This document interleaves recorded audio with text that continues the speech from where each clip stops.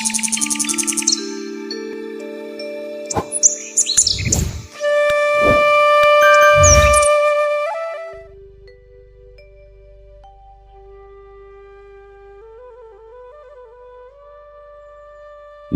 শীত, বর্ষা, পুজোর ফুল মানে আমরা কিন্তু একটি ফুলকে কখনো অস্বীকার করতে পারি না। সেই ফুলটি হলো রজনীগন্ধা। রজনীগন্ধা এমন একটি ফুল, বাঙালির একটি আবেগ। যে কোনো পুজোয় বা বাড়ির যে কোনো গৃহকর্মে সেখানে কিন্তু রজনীগন্ধা একদম অনস্বীকার্য। তার মালা, তার ফুলের তোড়া অথবা ফুলের বুকে আমরা কিন্তু রজনীগন্ধার ব্যবহার কম বেশি সকলে করেই থাকি।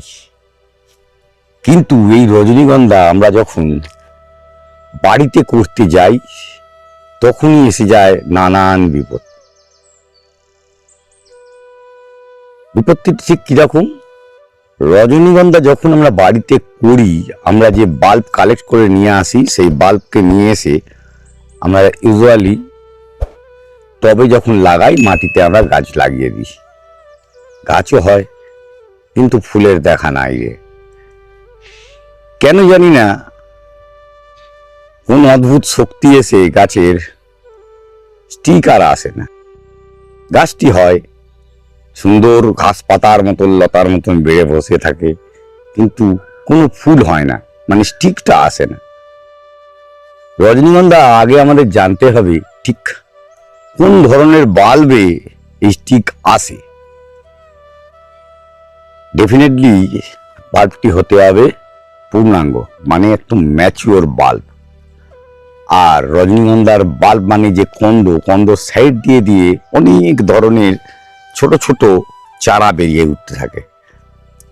এই চারাগুলোতে তখনই ফুল আসবে যখন ওটিও পূর্ণাঙ্গতা লাভ করবে, মানে বয়সের একটা প্রাপ্তি। একটু বড় সাইজের বাল্ব আমরা রেন লিলি কিনি, জানেন না? রেন লিলির বাল্ব ছোট ছোট বাল্ব হয়, বড় বাল্ব হয়। এই ঠিক রেন লিলি যেমন বর্ষায়, এখন তো হাইব্রিড রেন লিলি এসে গেছে, অনেক রকমের রেন লিলি। সেই রেন লিলিগুলোতে আমরা দেখতে পাই প্রচুর পরিমাণে ফুল হয়, বৃষ্টি পড়লেই ফুল হয়, কিন্তু সেই ফুলগুলো হয় একটু বড় ধরনের বাল্বে। আসুন এই বাল্বটা একটু খুলে দেখি। এই দেখুন, একদম রুট বল তৈরি হয়ে আছে, কিন্তু ফুল আসছে না। না আসার কারণ একটি, এখানে যে বাল্বগুলো আমি লাগিয়ে রেখেছি, এই বাল্বগুলো ছিল বলতে পারেন ফেলে দেয়া বাল্ব, যেটি আগের বছরে ছিল ফেলে দেয়া বাল্ব। কিন্তু এ বছরে বেশ কিছু বাল্ব বড় হয়ে উঠেছে, এর ভেতরে আছে। আমি আর এই রুট বলটা ভাঙতে চেষ্টা করব না। আমি যখনই ভাঙবো এই রুট বল থেকে সমস্ত বাল্বগুলো আলাদা হতে শুরু করবে। আবার দেখুন এইখানে পার্টিকুলার এই গাছটি যদি দেখাই, এই গাছটির এই যে পাতাটি দেখতে পাচ্ছেন, এখানে কিন্তু স্টিক আসতে চলেছে। কেন, পাতা দেখলে বুঝতে পারবেন এটি জায়গাটি আস্তে আস্তে মোটা হতে শুরু করবে, আর এই যে স্টিক আসছে সেই গাছটিতে, এগুলোও রেডি। এর মধ্যেও কিন্তু মাসখানেকের মধ্যে স্টিক এসে যাবে।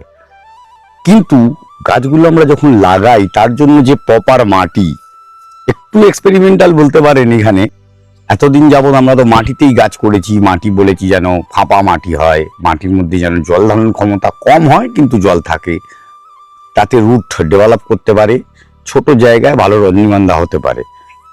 কিন্তু করতে করতে মাটি না থাকায় হঠাৎ মনে হলো কিসে করলে ভালো হয়।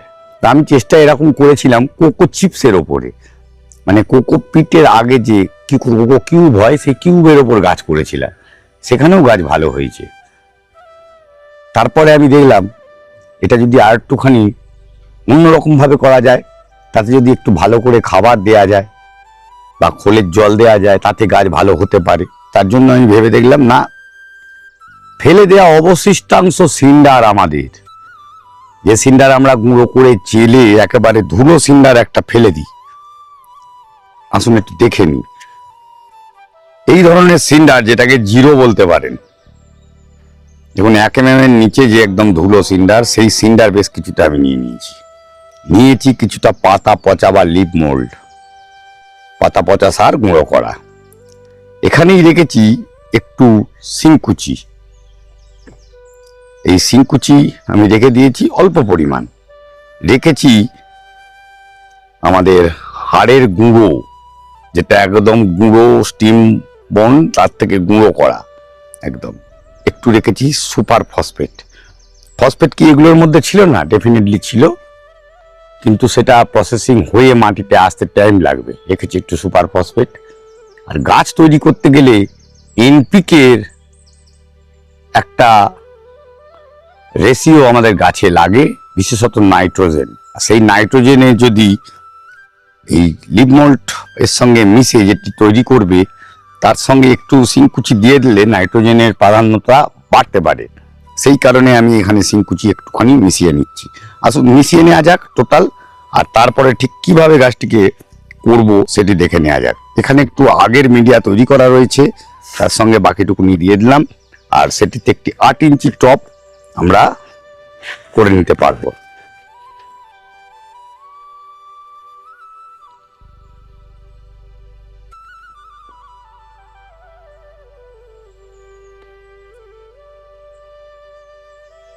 এই জাস্ট মিক্সড করে নিলাম নর্মালি একদম। আসি এবার টবে। আমার ওই গাছটি একটি 4 ইঞ্চি টবের মধ্যে ছিল, সেটাকে আমি 6 ইঞ্চিতে স্থানান্তর করছি, কেন গাছটি ফুল আসবেই এখন। আর ফুল আসার জন্য আমি নিচেটিকে কভার করে নিয়েছি আরো কিছুটা পাতা পচা দিয়ে। দেখুন এখানেও পাতা পচা আছে নর্মাল। সেই পাতা পচা এখানে যেমন খাবার যোগ করবে এর সঙ্গে মাটিতে, তার সঙ্গে ড্রেনেজ সিস্টেমও খুব ভালো থাকবে।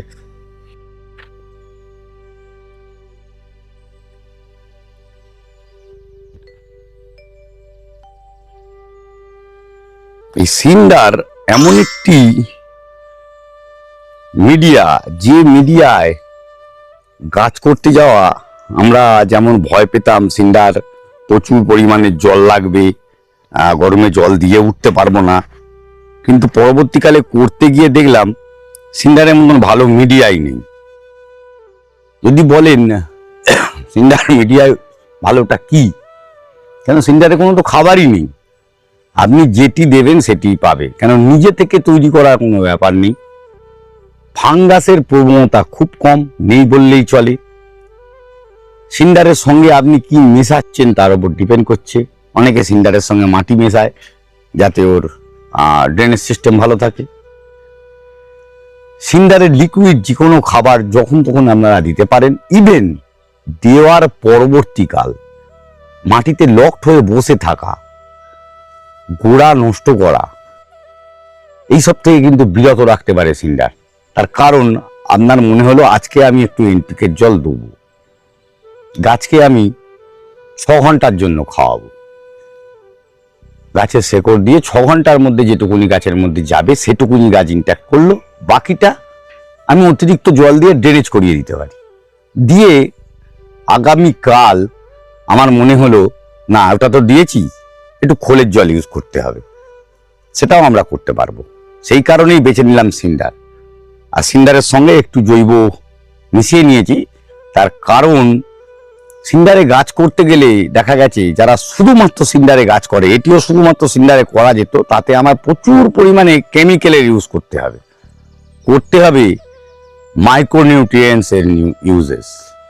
কেন এই সিন্ডারের মধ্যে কোনো রকম প্রবণতা নেই কোনো কিছু ধরে অ্যাবজর্ব করে বসে থাকে, জল অতিরিক্ত হলেই জল বেরিয়ে যাবে। সিন্ডারে কখনো প্রয়োজন হয় না মুঠো মুঠো সার দেওয়া, প্রয়োজন হয় না অতিরিক্ত জলের, দরকার ঠিক যেটুকুনি সিন্ডারটি ভেজানোর মতন সেইটুকুনি জল পেলেই কিন্তু সিন্ডারে গাছ ভালো হতে পারে। দেখুন ঠিক এইভাবেই আমি এটিকে ভরে নিচ্ছি। এটি জাস্ট একটি ফিল আপ, আর কিছুই নয়। আমি রিপোর্টিং যেমন বলছি, রিপোর্টিং এর সঙ্গে যেটিতে ছিল সেটি থেকে টবটি ভেঙে যাওয়ার কারণে আমি আর খাবার দিয়ে উঠতে পারছিলাম না। আমি তুলে নিলাম, নিয়ে একটি ওর থেকে জাস্ট 1 সাইজ থেকে 2 সাইজ বড় টব, একটু স্পেস বাড়বে, আমি সেখানে দিয়ে দিলাম। এটিকে আমি কি 10 ইঞ্চি টবে স্থানান্তর করতে পারতাম? এইখানে কোশ্চেনে আমি বলবো হ্যাঁ পারতাম। কারণ আমি যদি এটিকে 10 ইঞ্চিতে ট্রান্সফার করতাম তাহলে ওর স্পেস হয়ে যেত অনেক বেশি। অতিরিক্ত স্পেস মানে গাছের কিন্তু বাড়ার প্রবণতা বাড়বে, গাছ নিজেকে আরো সুঠামো তৈরি করার জন্য সেই দিকে এই বাল্বকে আরো ম্যাচিওর করার জন্য চেষ্টা করবে ফার্স্ট। কিন্তু সেই ফুল আসার ব্যাপার আমরা রজনীগন্ধা করছি কেন টবেতে? টবে করছি আমি গাছে যাতে ফুল আসে সময় মতন। এই ছোট ছোট টবে এই গাছ আমি ম্যাক্সিমাম 1 মাস আমি ধরলাম, 1 মাস আগে এইটুকুনি একটা 5 ইঞ্চির টবে, তাও 50% মাটি মানে সিন্ডার দিয়ে আর কিছুটা পাতা পচা এর সঙ্গে যোগ করে আমি গাছগুলো বসিয়েছিলাম। এই শুধু বাল্ব ছিল। এই বাল্বের ব্যাপারে এলে আরেকটি ব্যাপার থেকে যায়। রজনীগন্ধার বাল্ব যখনই আপনারা সংগ্রহ করবেন, সেটা যে সময়ই হোক, শীত গ্রীষ্ম বর্ষা, চেষ্টা করবেন পুরোপুরি শুকিয়ে কিশমিশ করে নিতে। মানে এই বাল্ব আপনারা তুলে ফেললেন ফুল হওয়ার পরে, সেটিকে রোদ্দুরে দিয়ে শুকিয়ে নিন। তার ভেতরে যে অতিরিক্ত খাবার সেটাকে কমিয়ে দিন। শীতকালে রজনীগন্ধার বাল্ব থেকে কিন্তু স্প্রাউডিং হয় না। পূর্ণাঙ্গ গাছ যেটি আছে নতুন বাল্ব যখনই গাছটিকে তুলে পুঁততে যাবেন তখন কিন্তু তার থেকে পাতা বেরোবে না। তা আপনাদের করতে হবে রোদ্দুরে শুকিয়ে, সেটি যখন গরম পড়া শুরু হয়েছে সেই সময় গাছগুলোকে লাগালে গাছে কিন্তু সুন্দর ফলিয়েজ নিয়ে গাছ তৈরি হবে। তৈরি হওয়ার পরে আসল সময়, ওই সময় আমরা ভুল করি অনেক কিছু। আমরা অতিরিক্ত খাবার দিতে শুরু করি, দিতে থাকি খোলের জল, দিতে থাকি নানা রকমের কেমিক্যাল, দিতে থাকি এনপিকে, দিয়ে দিই ক্যালসিয়াম নাইট্রেট, সবকিছুই লাগতে পারে। কিন্তু খোলের জলের কাছে অন্য কিচ্ছু নেই রজনীগন্ধার। খোল এমন একটি জিনিস, তাতে কম বেশি সমস্ত রকম উপাদান একটু আধটু হলেও থাকে, আর সেটি গাছকে ঠিক মতন যে পরিপূর্ণ খাবার সেটি দেওয়ার জন্য সক্ষম। আর তার সঙ্গে পাতা পচা দেওয়া হয়েছে, তাতেও কিন্তু প্রচুর পরিমাণ যে খাবার গাছ নেয় সেগুলো থেকে যায়। আর আমি সেই কারণেই এই পার্টিকুলার জিনিসটি পাতা পচার সঙ্গে সিন্ডার মিশিয়ে তার সঙ্গে অল্প হাড়গুঁড়ো শিংকুচি থাকলে দেবেন, না থাকলে দেবেন না। ফসফেট গাছের শেকড় তৈরি করতে সাহায্য করবে, সেই কারণে ফসফেট অল্প একটু মিশিয়ে নিয়েছি। যাদের নেই কোনো অসুবিধে নেই, গাছটিকে নর্মাল ঠিক এইভাবেই মিশিয়ে নিয়ে পুঁতে নিতে পারেন। তার পরবর্তীকালে আপনারা এনপিকে ইউজ করলে করতে পারেন, কেন সিন্ডার আছে, এনপিকে বেশি দিলে কোনো প্রবলেম হবে না, আপনারা ইউজ করতে পারেন। কিন্তু এই নয় যে প্রতি সপ্তাহে আমার এনপিকে দিতেই হবে। অল্প খোলের জল ইউজ করুন, তাতে কিন্তু আপনারা দেখতে পাবেন রজনীগন্ধার ঠিক সময়, যে সময় ওর স্টিক আসার কথা, গাছ আস্তে আস্তে বড় হচ্ছে, সেই সময় কিন্তু তাতে স্টিক আসবেই একদম বলছি। তার কারণ এই গাছটি দেখেই তার প্রমাণ আপনারা পেলেন, আপনাদের সামনে তুলে ধরলাম। এই গাছটির মধ্যে দেখতেই পাচ্ছেন, আপনারা যারা রজনীগন্ধা করেন বা করেছেন তারা দেখলেই বুঝতে পারবেন এই গাছটি অলরেডি কিন্তু একটি স্টিক নিয়ে আসার জন্য পরিপূর্ণতা লাভ করেছে। এই পার্টিকুলার গাছটি, এটি হচ্ছে মেন বাল্বটি ছিল, আর তার পাশে যে ছোট ছোট কন্দ বা ওর চারা সেগুলো তৈরি হতে শুরু করে দিয়েছে। রজনীগন্ধা এই প্রবণতা কন্টিনিউয়াস প্রসেস, ওর মধ্যে থেকে ওর সাইড দিয়ে বাল্ব বের করা। অনেকে আবার সেই সাইডের বাল্বগুলোকে কেটে আলাদা আলাদা জায়গা করে তৈরি করার চেষ্টা করে আর তাতে ফুল আনার চেষ্টা করে। বাল্ব পরিপূর্ণ না হলে, তার মিনিমাম ম্যাচুরিটি টাইম না এলে রজনীগন্ধার কিন্তু ফুল আসে না।